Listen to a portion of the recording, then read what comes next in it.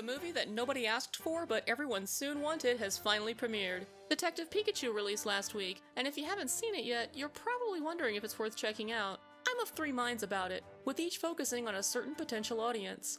Pokémon fans, Detective Pikachu players, and everyone else.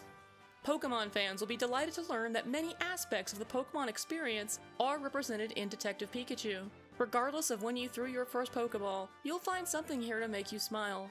And if stuff like the Machoke movers in Ruby and Sapphire excited you, then you'll love seeing the various ways the movie utilizes Pokémon. The Detective Pikachu game represents the franchise's most fully realized Pokémon world yet, so it's only fitting that the movie provides multiple examples of how humans and Pokémon would live together. Heck, there's one instance of a Pokémon partner that made me think, wow, that's actually a very useful Pokémon for that person to have. I must note, however, that Detective Pikachu isn't a Pokémon movie. It's a movie set in the Pokémon universe. As such, the usual Pokémon themes of discovery, friendship, and growth aren't really present here. Still, even if Detective Pikachu doesn't fully embody what has made Pokémon such an enduring success, I think it does enough to appeal to those who already know what makes Pokémon so magical.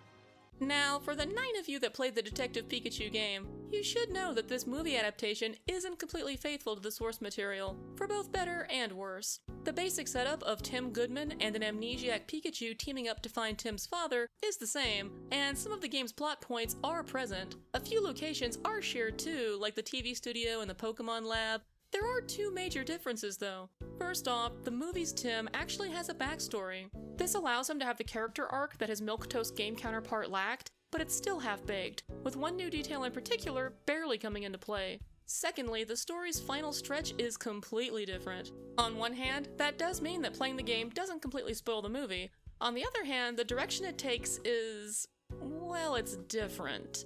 Your mileage will definitely vary. Additionally, the movie doesn't incorporate Pokemon into the plot as well as the game did. As I mentioned earlier, the movie offers plenty of Machoke mover moments, but the game originally made many of these the focuses of the cases that Tim and Pikachu tackle. This rarely happens in the movie, partially due to lacking many of the game's smaller mysteries, and partially due to its smaller human cast. Finally, how's this movie for anyone completely unfamiliar with Pokemon?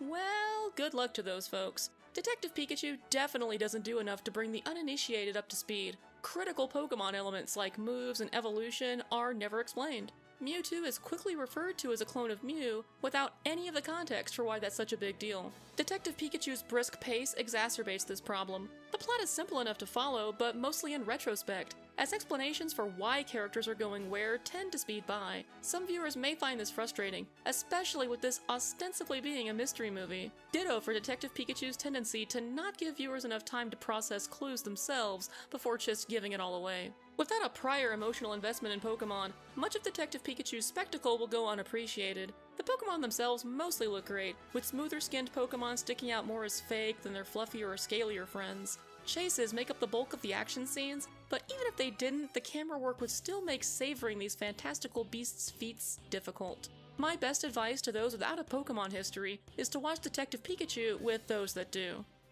For those of us with that history, I think it's an alright movie. It's a solid B, and supporting it will ensure that we get the chance for a more robust Pokemon movie that better represents what makes the series so great.